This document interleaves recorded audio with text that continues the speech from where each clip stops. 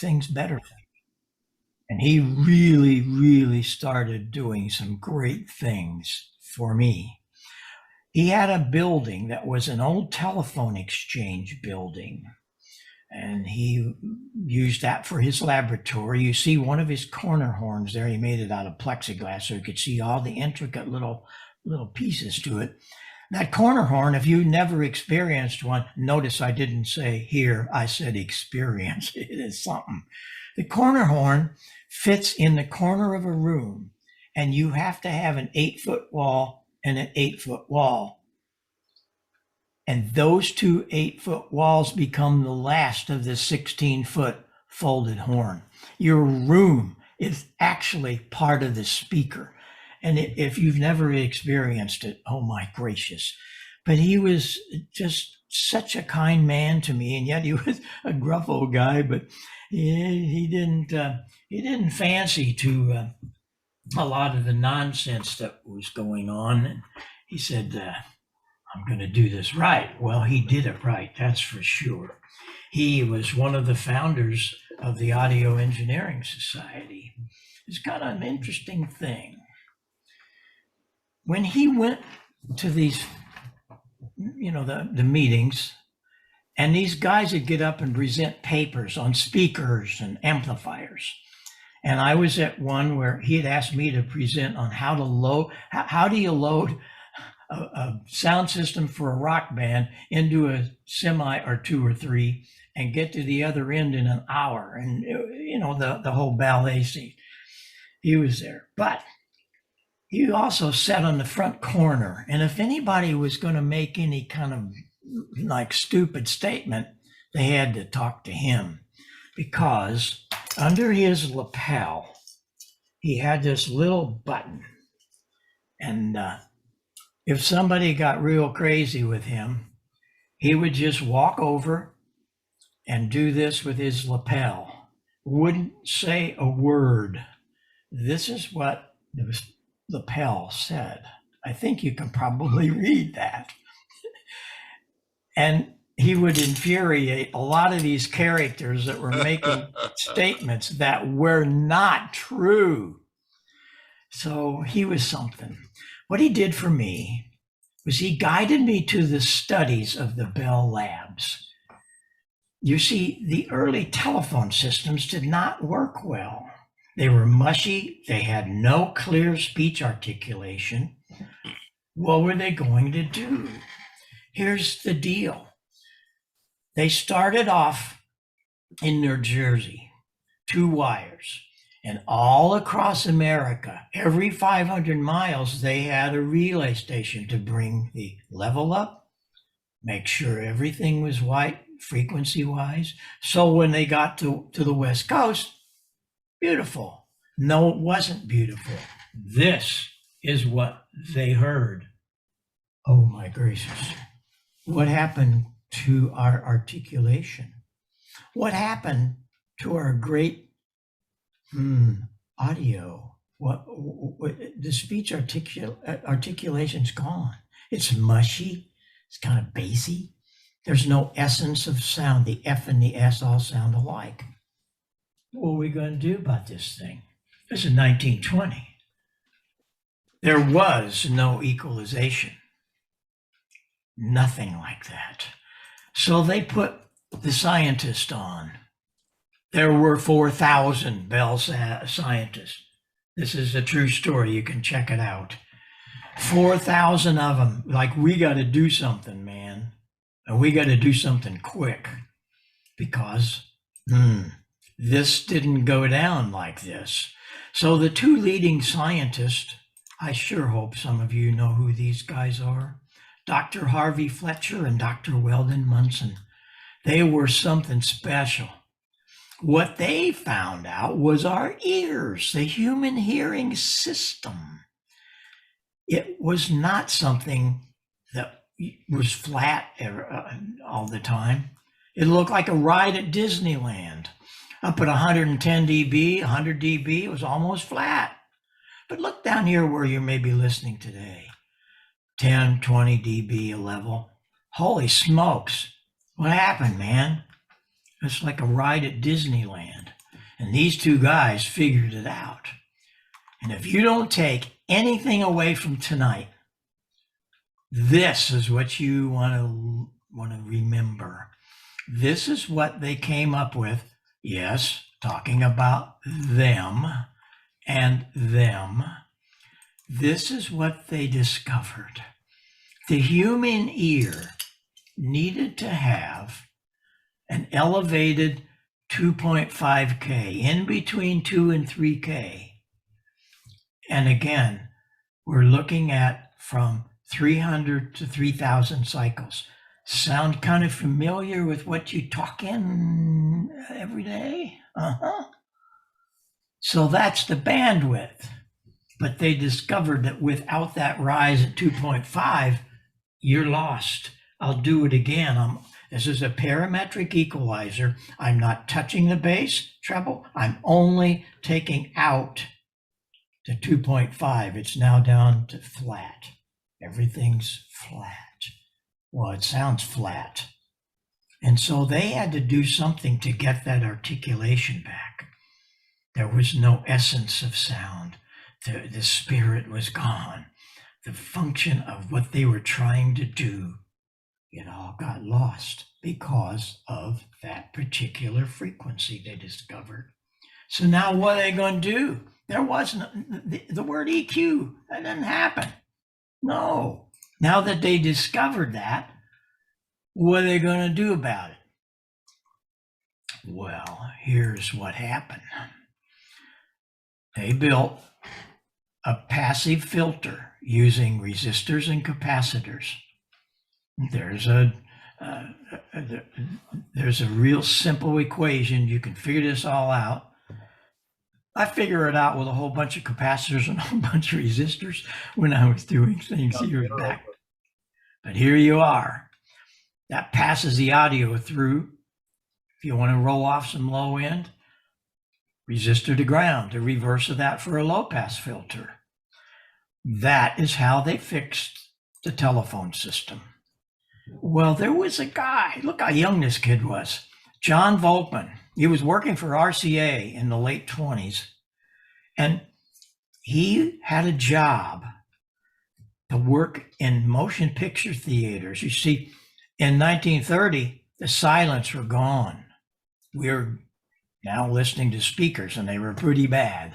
And so he had to work on that to see what he could do, and this is how he did it. This was very clever. He built a little box where he had several low pass, several high pass.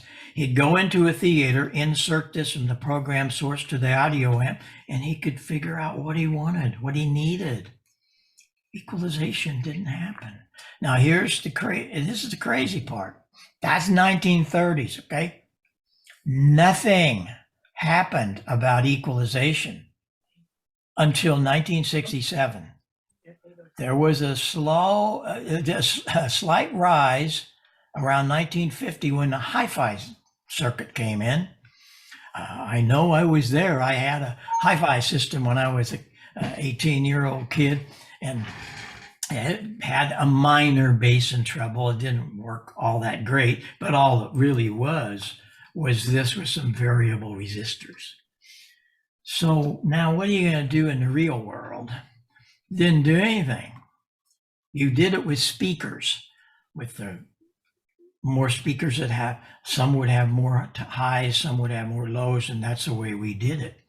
But then in 1967, baby, Langevin, they were building all kinds of mixers and processors for the recording industry, and they came up with the very first production equalizer. You could see the knobs on the top where you could select the frequencies, and then you could increase or decrease that. How wonderful. Well, I heard about that. And so I go charging out to California to visit the Langevin plant. And when I got there, look what they were doing. Now you got to remember, me and all of the guys doing any kind of sound reinforcement, we just had those 6 little knobs, and that was it. Well, now I'm seeing this for the first time, so I bought 2 of them. brought them back to Marissa, had a cabinet builder in Marissa build me a cabinet for them. And we had 16 channels. The thing up above that has 2 meters in it, that was a compressor limiter that would drive the amplifiers and not get them into distortion.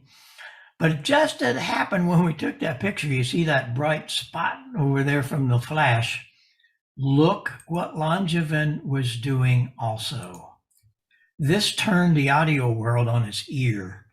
It was the first time we ever saw any kind of equalization. Alltech Lansing and Langevin got together, and look what they did for us. From there, it went crazy. The Parametric EQ came on in 1968. Was the mixer thing, but in 72, Daniel Flickinger designed the very first parametric, meaning we could change the parameters where we were not stuck to just a frequency and you could plus or minus it. Now you could move it all around wherever you wanted. And what became of that were things like this, the Symmetrix 528E. It's an amazing product. I use it in all of my transmitters, and it's just, once I set it, I forget it, but it's really super. But all of this went down, and the equalization became forefront to me. I had not been on the air in 12 years, and I get back on the air in 1976. When I went and took a test and got an extra class license, because I figured if I'm going to come back, 6 meters was gone. I didn't want to hear about it. 6 meters is pretty much a contest band today. If you got a grid square, they'll talk to you. Otherwise, they don't want to hear you. So forget that. So I come back to ham radio. Okie dokie. All of a sudden, local dudes around Marissa started coming to me for me to fix their CB radios. Well, I don't want to hear about their CB radios. So I started playing around with the CB radio with these guys. All of them had finals blown. We know that. And so I'm thinking, wait a minute. If we change the crystal and we could use the new demodulator that I had read about in RCA News, they had just come out with an FM demodulator. Well, we could have a little CB radio on FM. Wouldn't that be cool? And so I did it. We built the first FM 10. Now, what happened there was I took a high gain 5. That was the easiest one to convert. And I thought, why don't we try to do this for everybody? I had heard that high gain was going out of business, bankrupt. I got a hold of Andy Anderson, who owned the high gain. Yep, we're going out. I said, well, do you have any of the equipment left? I do. He says, I have a trailer full of just the boards. They've been built, tested, aligned on the CB band, just with wires hanging out. You'll have to hook up all of the controls, but they're all working. Well, I bought them. There were thousands of them. What I came up with was a phenomenon for about 5 years. My plant hadn't been open. It had been closed, remember? So I opened it back up, hired a few of my best solder gals, and we started building FM10 kits. We didn't build them complete like this. We built the kits so you could figure it out. And we did. We built the case and all of that. I had a repeater selector and all of these things going on. Well, I wrote the book of 10 meter FM. This was a great thing because so many guys and gals could now convert their CBs, or that came with the kit and away you went. And we were having a lot of fun. But I'm going, I don't know about this. I got back to my KWM2 And I'm going, what happened to my great Art Collins audio, you guys? Because this is what I was hearing. I couldn't believe it.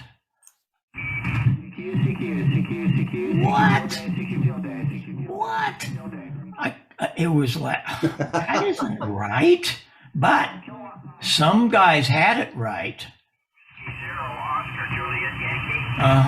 Some guys had it right, but they're. So I called one of these guys. I got my new Kenwood. I got a new matching microphone, and it's great. Whoa, in your opinion? I didn't tell him that, but it's like, oh my gosh,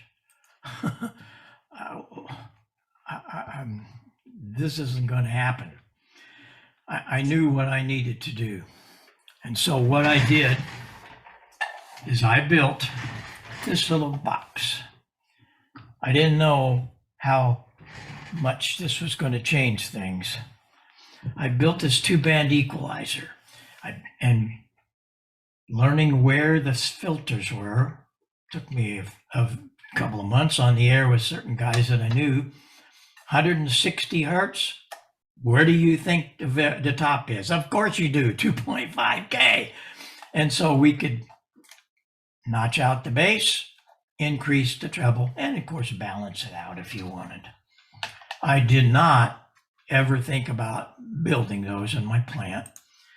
So I wrote an article for the league, and they called me and said, this is a revelation. We have been checking in. This is the only report that we have of equalization in ham radio. We want to use the article. It will become the lead article, and we'll receive the cover award for July 1982. I have to tell you, I was really shocked. This was way beyond what I thought this was going to end up being. But the problem was that there really weren't anything written about the audio stuff. Audio was kind of under the table. And one of the things that I learned was the bandwidth was so important. And again, this all came from Paul Klipsch, and this is what he turned me on to at that very first meeting in Hope. If you've never seen one of these, if you want to know something about audio, here it is. It's 1,800 pages. This was and is my Bible. This is how Bob Heil learned so much about it. And then I was able to go out on the road with these groups, play with my radio, whatever, and find out if they were right. And of course they were. And so that's what Heil Sound was built on. And it's still out there. But today, you guys and gals can just go to Google. In those days, we had and for a kid that didn't like school much. Well, the equalizer went crazy. I drew the diagrams and stuff. It was a do-it-yourself article, but that backfired. All the diagrams are there, all the parts list, how to do it. But people, I made a mistake. I put my phone number in there. A lot of people, they wanted it, but they didn't want to build it. So I called back two of my great solder gals that had been building FM10s. And we started building equalizers. I also, during that time, learned that, that 2.5 is golden.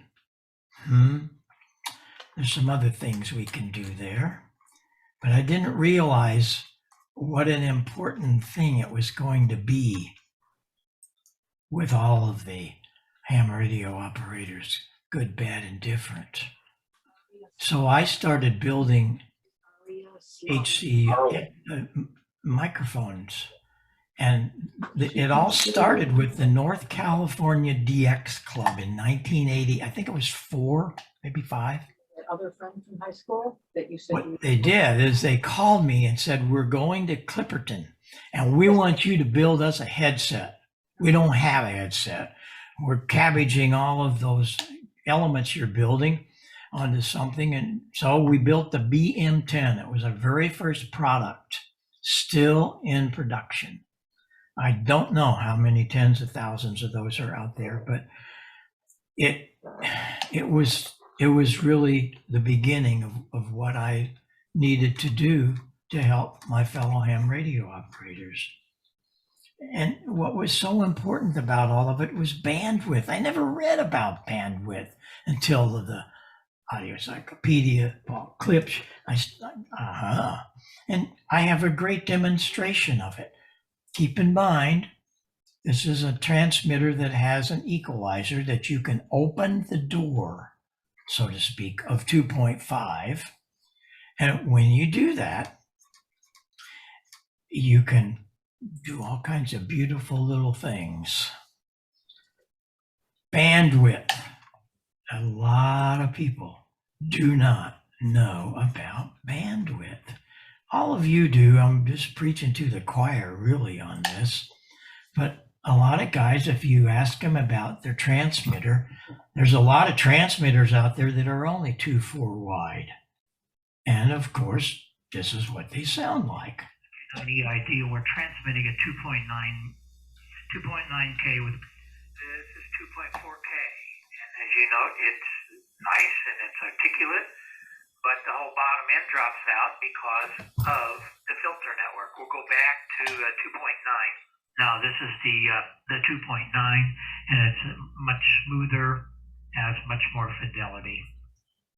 So a lot of guys they'll buy one of our broadcast microphones and go griping because, boy, it don't sound good on my radio. No, nothing over 2.4 is going to make it, because a lot of the transmitters look like this, and there's nothing wrong with that. Well, here's the best example that I can tell you. Remember, you opened to 2.4 wide, okay? 2.5 right in there. Now, if you set your filters at 100 to 2900, this is about what happens. A little bump there at 2.5. But what happens if you narrow it up to like 500 on the low end and 2500 on what happens? There's only one place for the RF, and it's going to be 2.5. You are going to be the guy on top of the pileup. You are the guy they're going to come to because is your audio pretty? No, it's awful. When I first came out with the HC elements, boy, did I get it. Every once in a while, I still get it. Oh, they're the most ridiculous. Yeah, I tell you, I came up with it, and it's the worst sounding element ever. But I'm going to tell you who's on top of the pileup. It's going to be the guys and gals with that articulation at 2.5. And so that's how I really got into all of this stuff. And a lot of guys that have rigs today that they don't have EQ in them and so on, even a lot of the old AM stuff. Julius Jones has a nice equalizer that works. UR6QW has got a nice 8-band. But there again, these are all things you have to do to make that thing sound good. And we're very blessed by that. I like for everybody to have a scope. Yeah, well, you can buy these for 20, 30, 40 bucks at a Hamfest. You don't need 100 and 200 megs. I mean, you're fine at 30 megs. Well, what do you do with it? Oh, it's really simple. You go to Antique Electric Supply. If you've never been there, go. You can buy every part in the world of old things, new things. It's great. Buy a little chassis, buy the coax connectors, and connect them together with a piece of RG8, the inside of a piece of RG8. And then on the input, voltage divider from the input to ground, 51K, it could be 47K, and 680 on the bottom, 470, a voltage divider. And a 0.04 capacitor to the scope. You can see it on the RCA at the top. Bingo, now you can see what you're looking like. And so much of this is so important. So important. A lot of this is on my website. We have about 50 pages under the support pages. Go into the ham radio side and search for the support page, and this is there. all things ICOM, all things Yaesu. In 1999, I got a letter from Dr. Inouye Communications, ICOM. He had a picture of his station, and it was the IC 781. You guys remember that? That was a really hot contest rig. Had scope in it, which was really a CRT. He had a picture of that, and really freaked me out. My gold line microphone and the boom, and this. He had one of my equalizers. I've been experimenting, and I want to do new radio line with EQ 200. And so from the Pro 1, Pro 2, Pro 3, all the way through the ICOM line, even into the new little 705, which is an amazing little rig, 7300, 7610, all of those have the EQ 200 in them. And I got to tell you, I was pretty shocked because, wow, this is just a big time now. But the problem, I'd hear guys on the air, they didn't know how to adjust them. So I had to really do some work on the website and have the settings all there. And it's real easy. The first thing you do when you sit down at a radio is what? Adjust the transmitter bandwidth. Determine what you're going to do. If you're going to rag chew, okay, we're going to rag chew. You're going to set it wide from 100 to 2900. You're going to increase that 2.5K a little bit, and you're going to roll off some low end. You can balance that out a little bit. What happens if you're going to do contests and DX work, or you just want to cut through the pileups? You do this. The first thing you set is the TBW at 500 to 2500. And you want to let that 2.5 wide open on the treble and roll off all the bass. And that makes you very articulate. We just proved that to you. That's how you do that. A year later at Dayton, Dr. Hasegawa comes in my booth, big dog guy. I want to do it better. I said, what are you talking about? I want to do that EQ thing better. And so we came up with the parametric. I told him, I said, it's going to be better, but the education's going to be tough. What do you mean? Well, you just have two knobs with the ICOM because it's 2-band EQ, and I set the frequencies. With a parametric, you have 3 filters. And you have 9 buttons, and you have to figure out where all 9 of those are. And so he did it, but I was right. They had a lot of problems at the first because people couldn't adjust them. But I came up with a website, and it's very simple. First of all, you see I fuzzed out all that other crap. You don't need that. That's assignment numbers, 201, 203, 20. I don't care about all that. You're going to pick those 3 frequency, level, width. That's the first filter. Well, where do you set it? Well, I set it at 200, maybe 100 and a half, 100. I want to get rid of that low end a little bit. Okay. And -3, we're going to notch that down. Bandwidth is going to be set to 2 octaves. Just don't get involved. Just set it at 2 octaves. It'll be just fine. That's how wide that audio filter is. The next filter, you do it anywhere between 800, 900, long in there, because that's a real boxy sound, and you want to get rid of that a little bit. So you minus that 3 or 4, 2 octaves of bandwidth. You already know where the top's going to be. It's going to be 2.5, and it's going to be +8 if you really want to punch through. And that's how you set all of this. Remember, you got to set the transmitter bandwidth. If you're going to do contesting, you're going to take that down to maybe 500 to 2700 or whatever. But that's how simple it is. All the ASUs, 100% of them have this same filter. Yes, all that fuzzed out stuff will be different, but the frequency level width, that's all you got to think about. because the parametric equalizer allows you to move that filter around. And with the two-band EQ that's just passive, no, can't do that. But there's what, wait a minute, let me get over here. This is what's in my on my website, and it really helps to learn what's going to happen.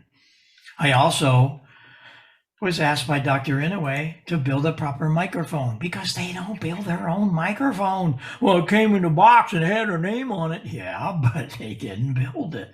An OEM company did. So he wanted me to build the right microphone.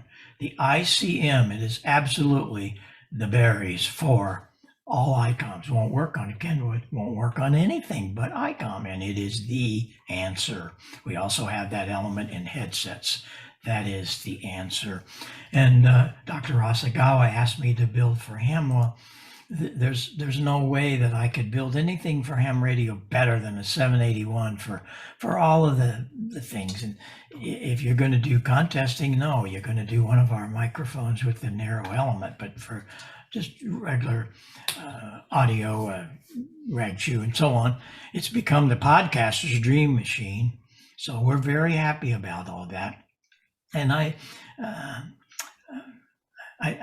get real sad that so much of this stuff never gets talked about. And so we try to bring it to light. And I think we've helped a lot of people over the past 2 years.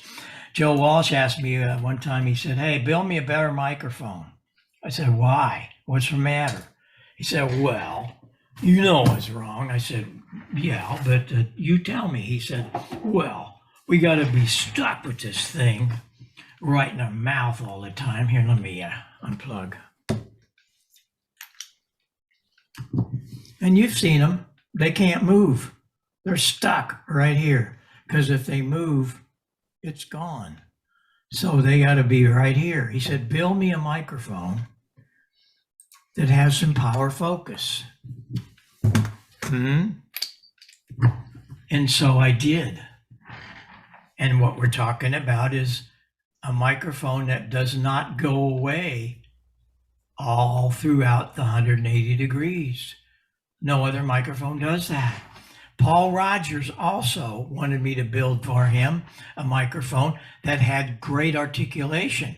So both of them are here in the PR22. It's got a big rise at 2.5, and it's got this great power focus. But then Joe said, "What are you doing about all this junk behind me? Can you get rid of that?" And I said, "Yeah, we can do that. Why not?" It's all about phasing. If we had about 2 hours, we'll get into my favorite subject. We'll get into just a ton of it here, a touch of it here. I have two microphones. Let me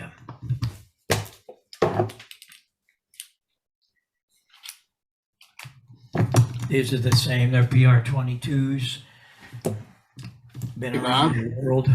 We use these a couple of tours with Joe. Anyway, they're in phase. So if you take two signals in phase and you bring them together, it's 3 dB. You can't hear 3 dB. The human being can't detect that. But I have this little magic plug.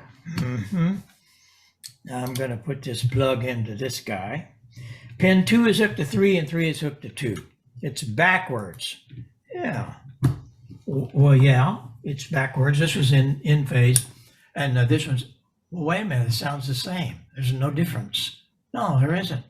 When I speak into this, the diaphragm comes up. When I speak into the one that is in phase, it goes down. What happens when you take two signals out of phase? Think about this. Two signals out of phase. What happens? Nothing. Nothing. They cancel. And as I said, if we had many hours, because this is where it shines, you get into all kinds of really great things about antennas. But before I do that, I got one other little thing. Joe said, "Okay, get rid of all this stuff behind me." Ooh, I gotta watch this because it's got more output. He said, "Build me a microphone that gets rid of all this stuff behind me. You know, these amplifiers and the band."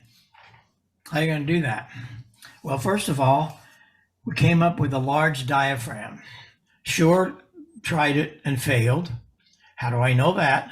Is that their chief engineer, Bob Schuline, good friend of mine over the decades, he came to me at one of the NAMM shows and said, how'd you do that, Heil? We failed. All of their diaphragms are either 3/4 inch, maybe an inch, inch and a quarter. This thing's 1 3/8 inches. It's huge. I figured out how to tame it. That was the problem because it was like wings on a bird. But you can't just stiffen it because then it would have no highs. But anyway, that's a little patented secret. But here we go. You see, with all of these mics, I don't care whose they are, they have 4 little holes, little 1/8 inch holes underneath the element, the diaphragm and the element. That's not enough. So what did I do? I opened them up. I took this microphone, the element, large diaphragm, and I put it on I call it a collection tube, 360 degrees around because I opened the entire bottom of this PR40 element. Now, instead of it getting maybe 10 dB like all the other microphones of rear, watch this screen. Check this out. It's 40 dB down. It's gone. Oh, it still works, but it's 40 down. And this has become the substitute for everything that was out there. Even the condenser things. Don't get me started on condensers. They're too sensitive and they have a raspy top end. I don't know what's going on, but we're very, very blessed. Recording studios, all kinds of broadcasters and entertainers are using these things. We have a custom shop where we can paint their logos on and whatever. And Sirius Radio, they dumped all their RE20s and bought 250 PR40s and bought a few more here just recently. So we're very, very blessed by this. I'm so happy because where did I learn all of this? You know where I learned it. Ham radio and voicing pipe organs, really. Mickey Mouse uses it. We did a lot of TV shows, but I'm very, very happy with the fact that we can help people. And we don't have all the expenses that most of them have. And thanks to you guys and gals, I was able to come up with the perfect headset. And I'm telling you, this thing has gone crazy. We have a tough time keeping up with production, and I'm very excited about it. But the Pro 7 is, it's something, and it's overtook everything out there sales-wise. All of our headsets have a steel band in them. I every once in a while I'll hear somebody, oh, that Heil headset, it hurts my ears. You didn't read your instructions. Yeah, because there's a steel band and you can bend that and shape it for you. And how many of you are in this picture? There's got to be a few of you. Yes, there are. And I appreciate all you do. But none of that could have happened without phasing. How did Wes Shum, he was the guy that brought single sideband to ham radio. It wasn't Art Collins. He was 6 years late to the party. How did he do that? Well, it was phasing. How did he get rid of the other sideband? It was phasing. How did notch filter work? Some idiot piles on your frequency and doesn't care about you. Bingo, you hit the notch filter, he's gone. It took his signal out of phase, he's gone. And you guys, I'm sure you know all this. I feel crazy trying to tell you this. Yagi, Dr. Yagi, he had no modeling or any of that. He had a bunch of aluminum, a driven element at resonance, and a field strength meter. And he started moving some metal around, quarter wave, eighth wave, half wave. When he got to some of those places, he would get gain, no batteries needed. Put one longer behind, whoa, this is amazing. And that really started it. I'd always wanted to know about phased arrays. And I had visited a couple of you guys and gals. I'm going, I got to do this. It wasn't a big deal. once I figured out what was going on. But first of all, that I went to the co-op electric company, and they gave me the telephone poles. They were 80-foot poles that are all rotted off. Well, we cut them off. I got those antennas. I wanted them at 64 foot high, and they were 64 foot apart.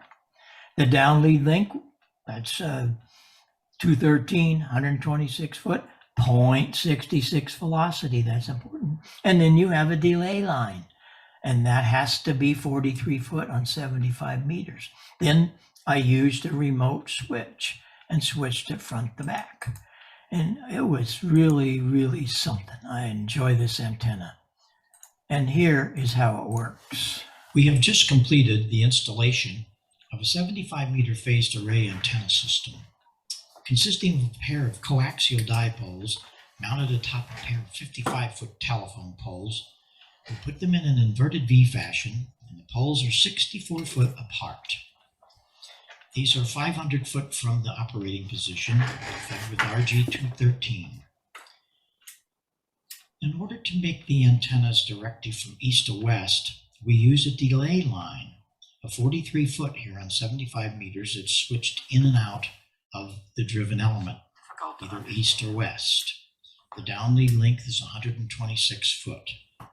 We take all of that coax, the downlead length, the 43 foot phasing delay line, and mounted them in a container, one of the plastic container boxes that we actually buried. And just the top of it shows. It's all sealed, so it's waterproof. But that's the way we get to switch all the components from 500 foot using one of the Amatron RCS 8V remote switches. It really works well. Take a listen to how we can get at least 10 to 20 dB difference east to west. Like a lot of people do, mine's usually 3 inches or so. That's just after you done mowing. And I know, probably, we get a dry day. I'm going to have to lay out there and mow. That's just all there is to it, because, if you leave it that high, when it starts growing in it all, it's looking ragged pretty quick. So it's to that point now, and the system really performs on weak signals. Take a listen as we switch to the direction they're coming from. Also note the preamplifier makes no difference on 75 meters on this signal. The preamp will of course make the meter read higher, but in many cases the preamplifier does not cause the weak signal to be more readable. Check it out. yeah, well, I see they introduced big display on it, and I don't know if that is their form of portable, or what that is. You want it hooked up to your computer, and then did you use your handheld to go through it? As you saw and heard, it's an amazing thing. And of course, strong signal is not that big of a deal, but it certainly makes a big difference on the weak signals. And I can understand why the major contest stations have all kinds of phased arrays and things that you can use to bring those signals in. One of the things I discovered early on, I'd been on the air just a couple of weeks. I met up with a bunch of guys, this was 1976, on 40 meters, on 7240 every night. And one of them was at the Collins Comm Center, another one in New Orleans, Parma, Ohio, and Florida. And so we pretty much were in a circle around us. And so I thought, I'm new to HF. Let's find out about antennas. I put up a reference antenna on 40 meters. So every night we could come to that reference because the atmosphere changes day to day. And the first one I put up, of course, to me, there's nothing like a resonant dipole. And so for a very simple antenna, this worked good. But then I read an article about Art Collins had stated that the most transmitting antennas of resonant dimensions elevated at a quarter wave above ground are as close to 100% efficiency as possible. That really woke me up. I'm going, wait a minute. And so we did some tests.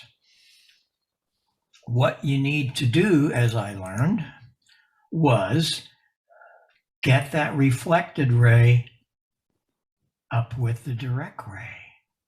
The transmitted signal is a resultant of two rays, and you need that reflected ray to come into being.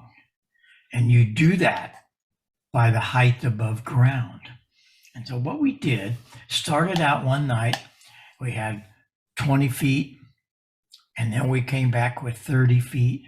We came back at 40, 50. But what's interesting, come back down to that 30, 33 feet.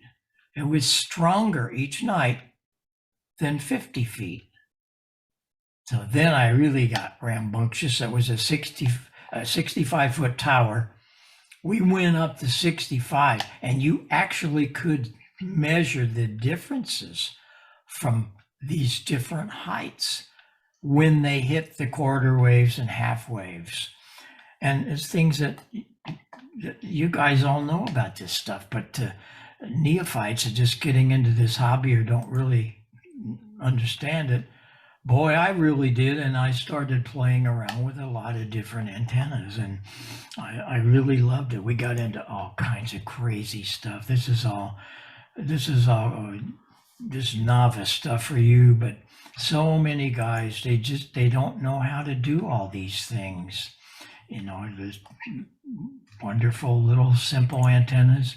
My favorite dipole is the MIT coaxial dipole because it's broadband, and using twin lead on the ends gets a little broader, but it's a wonderful thing.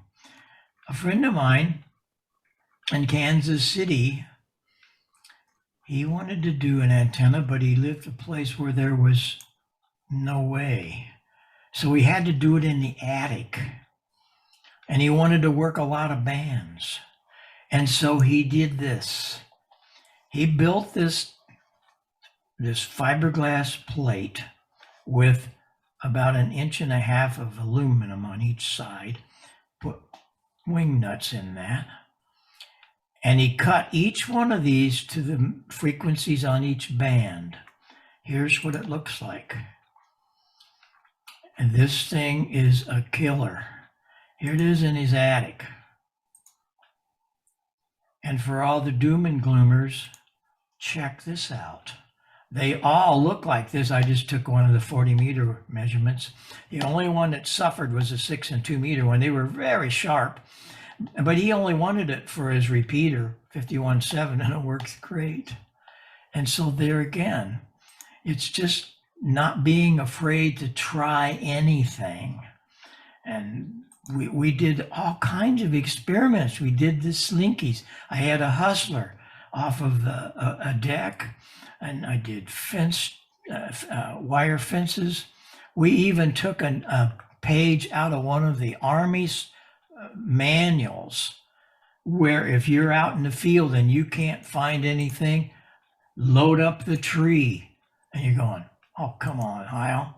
Well, no, this is what the Army teaches, and it works. Is it going to be big and strong? No, but I was able to work a couple of the guys at about 60 dB under ESP, but they knew I was there with a tree. Hey Bob, you Yes. can do like one of our members and load up their gutters on their house, and they got on for 160. That's right. That's right. We also did that. So, you know, it gets really crazy. Then you get into the cubical quad. Clarence Moore. This is a fascinating story, you guys. And I bet a lot of people don't know this. When I was in the sound reinforcement business, I wanted some better amplifiers. And I went to Crown Amplifiers in Elkhart, Indiana. I had a case full of money. I went to the bank and got some cashier checks because I wanted to buy 25 of these amplifiers. And so I go there. I sat down, and the sales manager, he took me into the office of the president, Mr. Clarence, and I told him I wanted to buy some of his DC 300s. Well, what are you going to do with it, young man? I said, well, it's going to be for one of my sound systems that we provide sound for a bunch of rock. I never got in roll out of my mouth. He comes flying up over that desk and he says, my amplifier will never be used to excite the devil's music. You get out of here. I'll never forget it. It was like, oh my God, what am I going to do? He was very religious. The man had built I don't know how many multi-100 kilowatts down in South America. And it's like, okay. You couldn't buy them on eBay back then. To bring the voice of his religious broadcast to America.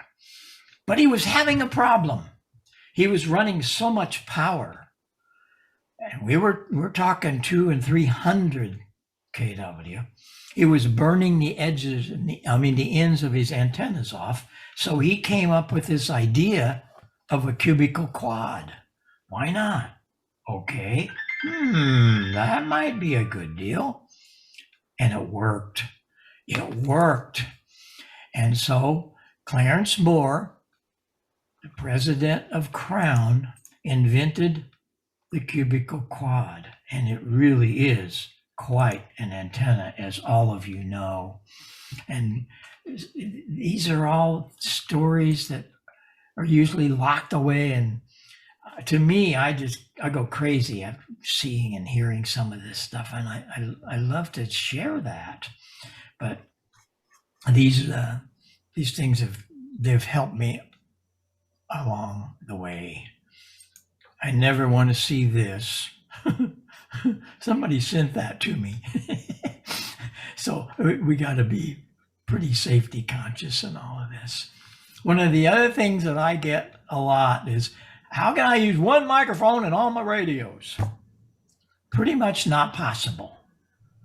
Reason is, if you have ICOM, Kenwood, Elecraft, Flex, you have 3-4 different inputs.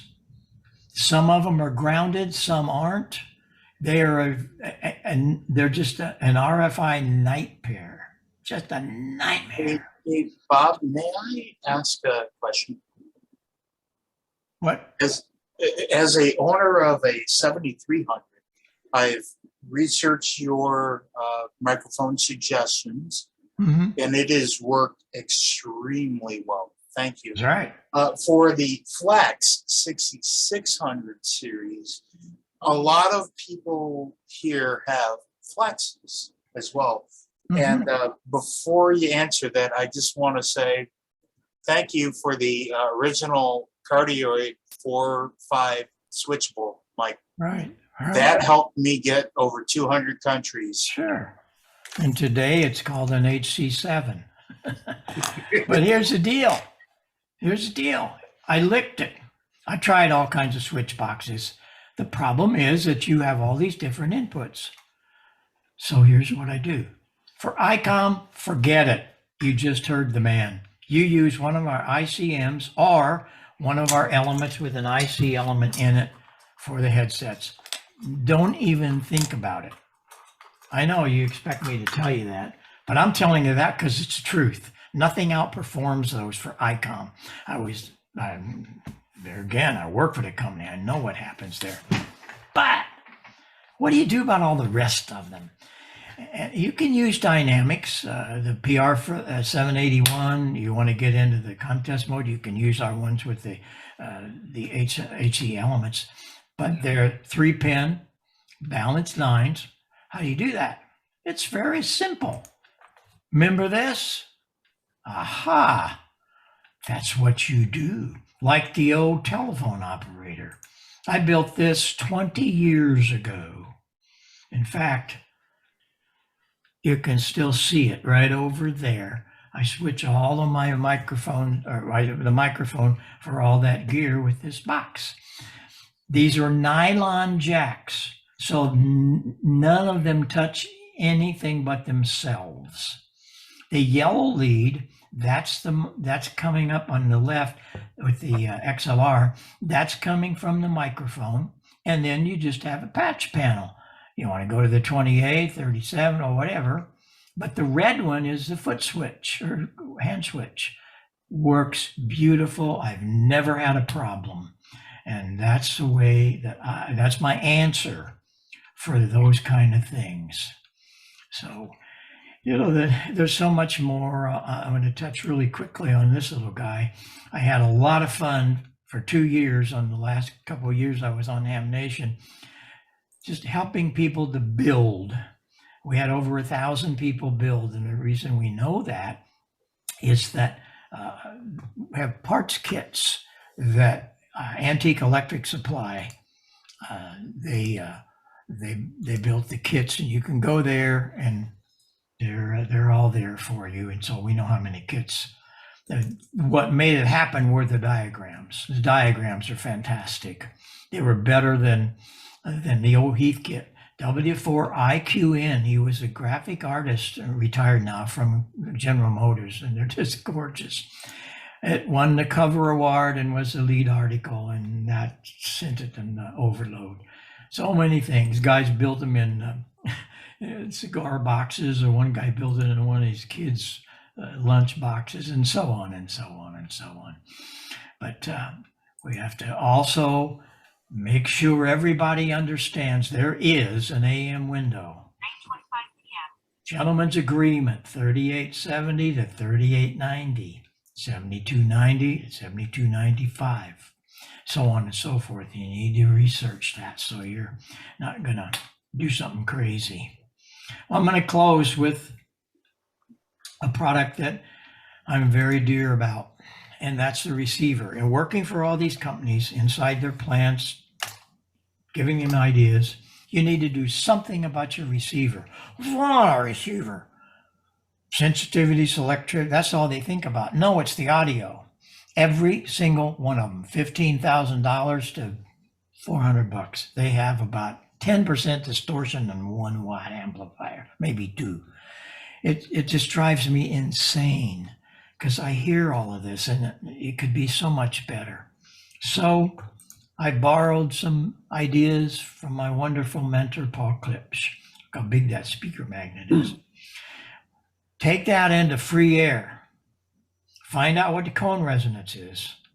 And then you treat the cabinet to that resonance. So there's no standing waves. The amplifier is 25 watts at 0.1%. We're talking hi-fi levels here. Balanced line in. And it just really is something very special. But the equalization is also the main crux of this. There are 3 equalizers here. 2 of them are shelving, and they're fixed. They're fixed at 600, I'll get it, at 160 on the low end, and at 6K on the top end. We also have 2 headphone amps. This is where it gets really good. These are not just some funky little thing that's wired together. I see so many things that are just junkoed. These are righteous low distortion amplifiers, each one of them. And what happens is that you can have a logger, you can have an operator. But where I didn't plan, what I didn't plan on is the fact that you can put your left side here and your right side here. I cannot tell you how many of the parametric receive audio systems are sold to people that have hearing imbalances because they can adjust left to right. So many of these are being sold for televisions there's an output, a separate line out.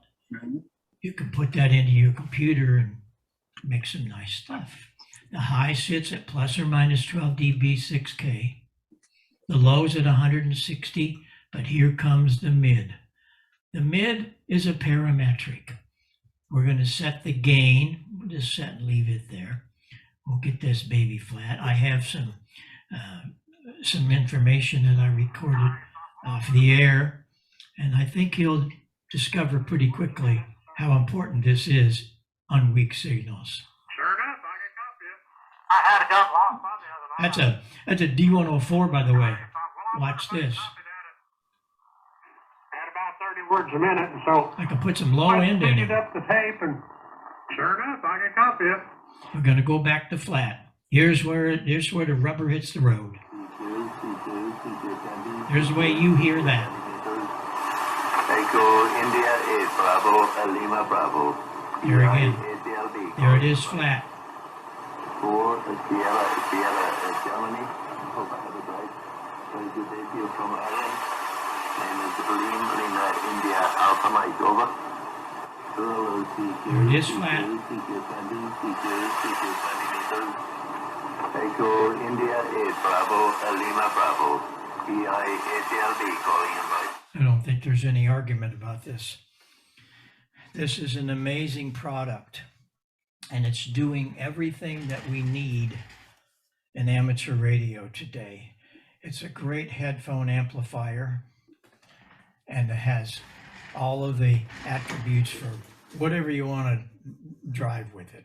But it sure does work well, and I'm very excited about it because it's helping so many people. That's my whole deal, is that I don't just build this stuff just to be building and try to make a profit. No. And our profit on that is very low because I wanted it right, but it can't be expensive.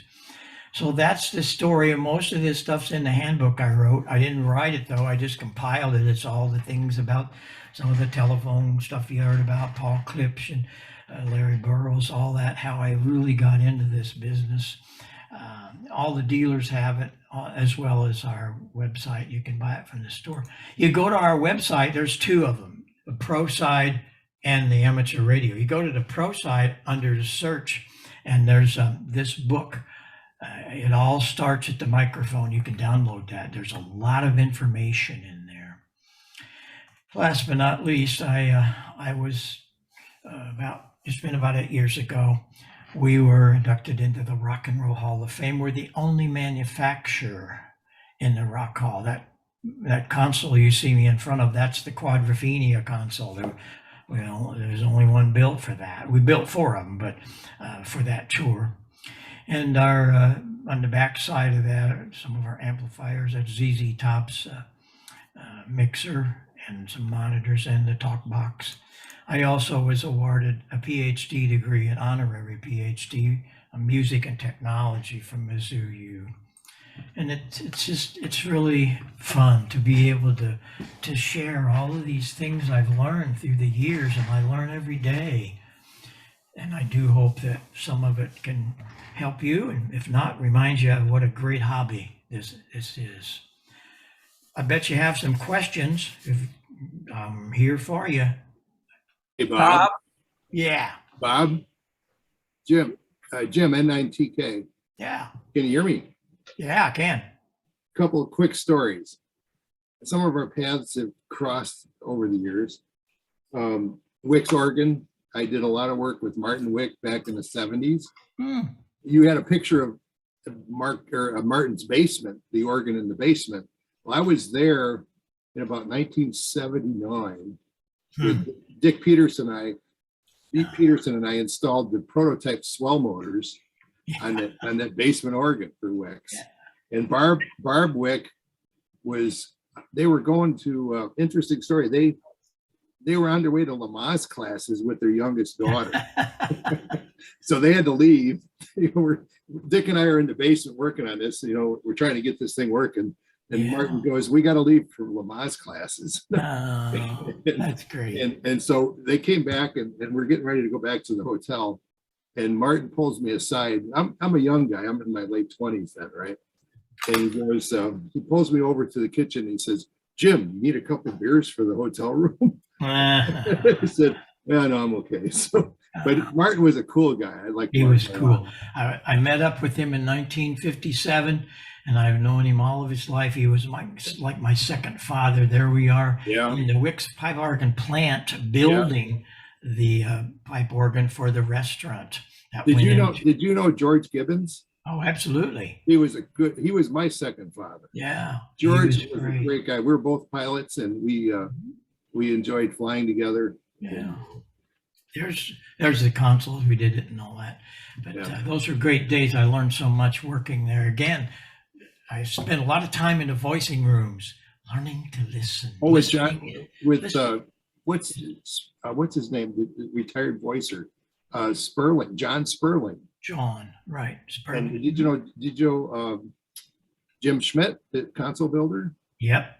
He's a good friend. Yeah. I was there for 2 years, so I knew just about everybody. I spent a lot of years down at. Oh, that's great. Did you know? Now, you were talking about Wes Schaum, and I got the book by Nick Tusa. Have you heard of that book that was just written?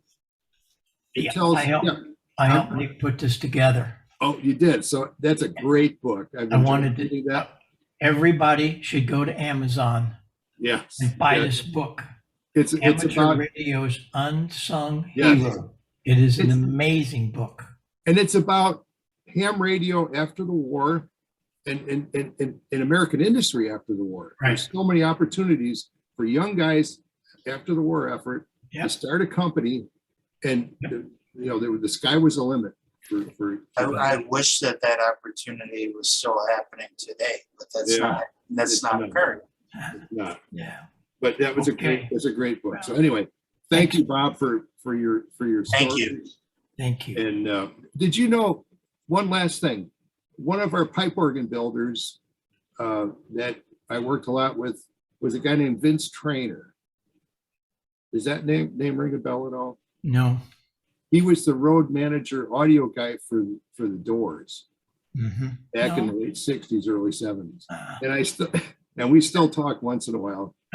He moved to Korea. Yeah. And did organ work in Korea, but interesting character. And very similar to your story. So anyway, that's it. All I got. Thank you, Bob. Thank you. Beautiful stories. Somebody there was another one. Yeah, Bob, George Miller, Whiskey Bravo 9, Victor Romeo, Quebec. You touched on so many things, but there were a couple things that perked my ears. One was you mentioned about the revolution or the changes that occurred in the late 50s through the late 60s. My first of my couple questions would be, during the Apollo race to the moon, did you have any people ask you to consult with the high gain systems used at mission control and the sound being communicated to the astronauts on the way to the moon by chance? No, but if you want my NASA story, I had a pipe organ that I had built at Wicks Pipe Organ in Highland, Illinois. I put that into a 4-star restaurant in St. Louis. That 4-star restaurant, it was a German restaurant, Schneidhorst. And that restaurant was in a Holiday Inn. It was the largest Holiday Inn in the chain. And it was right across the street from Mosley and McDonnell Douglas, only it was just McDonnell then. And the 7 original astronauts, they used to come in at least once, twice a month, stay at the hotel, and they were doing training on their capsule, how to fly it and all that. And we're talking about the very first original astronauts. And this Holiday Inn was quite something. It was 600 rooms on 1 floor. And I had this pipe organ that I had built in the restaurant. There it is in the restaurant. Well, Alan Shepard, they'd have their dinner and I'd work the tables. Alan Shepard would come and sit on a bench with me because he said, I grew up with one of these. My father, we had one in our home, and he'd wake me up every morning playing this crazy thing. And so we got to be friends. And he signed a bunch of stuff for me and all that kind of stuff. Okay. And then I got to talking about ham radio, and they said, really? And I told him about the fact that we were doing VHF. He said, he said, and at that time we were starting those moon bounce things with that 128 element guy. And he said, could we borrow that? And I said, what are you talking about? You want to move it to Houston? No. He said, no. Do you have a phone patch? I said, I do. You can't make this stuff up. I said, I do. In fact, it's so historic to me, I still have it. It was in several of the pictures, but here it is. I still have my phone patch. Probably useless, but I have it. I said, I do. He said, well, we're going to do, with your permission, we'll have Houston send you tones through the phone line. To really tell a story. And what they want to do, That was- they wanted to count that was the down measure. there listening, and I could hear the delay lines. They knew what it was in the computers, the story with the ladies that figured it out, but they wanted to real time hear it. And he said, if you could do that, it would probably speed up our process a little. And so I did. And I got a certificate around here from somewhere because I did that test far. Oh, I didn't do anything. I just keyed the transmitter when it came across the patch. But those are the kind of things that Bob Heil grew up on. And that's why I do these things. There are so many guys. You guys are a special breed because you know a lot of this stuff. But there are so many hams. They have no idea what this hobby is about. And so I don't call it a hobby. I call it a fraternity. That's really what it is. But that's my story. We have to show this to all of our 10-year-old grandsons and granddaughters. Yeah. Well, Anybody else? I think that I'm the only African American and youngest person on here. It's been a great hobby to learn. Yeah. Hey, Bob, I still have your HC45 There you go. mic. Yeah. I hook it up to the TS940 now, and I've worked new DX. Sure. There you go. Hey, Bob, am I the only one that heard you describe your trip to Hope without thinking immediately upon our previous president? Because of that trip, did you ever run across our esteemed Mr. Clinton? No. And you didn't ever want to even mention it to Paul Klipsch. No. No. Hey, Bob, Does not this is a work. quick story. I got a call from an engineering firm in Wisconsin, and they wanted a set of chimes that was solar powered. And I designed the chime system from Peterson back in the early 80s, and so it was supposed to be solar powered. And I said, well, where was it going? It was going to go to Little Rock, Arkansas. And it had to have a player system on it, a MIDI player. And they said it only had to play one tune. And I said, well, what tune was that? And they said, Hail to the Chief. And it was going on the roof of the Clinton Library in Little Rock, Arkansas. There you go. All right. Well, this has been great. I hope that it's been meaningful and not wasteful in your time. And I just love sharing everything, and you got just a piece of it. I always end these things in two ways. You can just drop the Zoom right now, or I'll walk over here a few feet and we'll dial something up here. What you're looking at is a 3-manual, 24-rank Wurlitzer, but it's digital. They sampled 24 different Wurlitzers, and Is that Walker stuff, Bob? no, this is Allen. And this it's Allen. particular one was picked, the samples were picked by Lynn Larson, who is George Wright's protege. Lynn came to my home. It was the second one they built, and he came to my home and did the final voicing. It is absolutely amazing. There's 10 speakers up. I've met Lynn many times over the years. Sure. Here's a quick story about George Wright. when he died, all of his friends were invited to get a piece of his estate. And you know, Ed Stout from San Francisco, Mm-hmm. he was out there doing some work with Ed, and his choice was the Vaseline jar from his nightstand. So, Yeah. Yeah. Gotcha. okay. People miss that. Okay. Well, it's been great fun.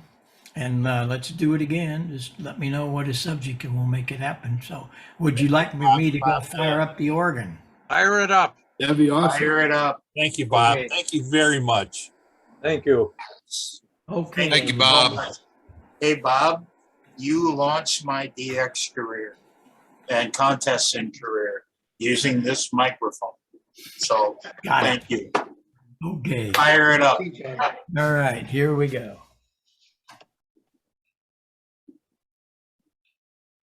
Okay.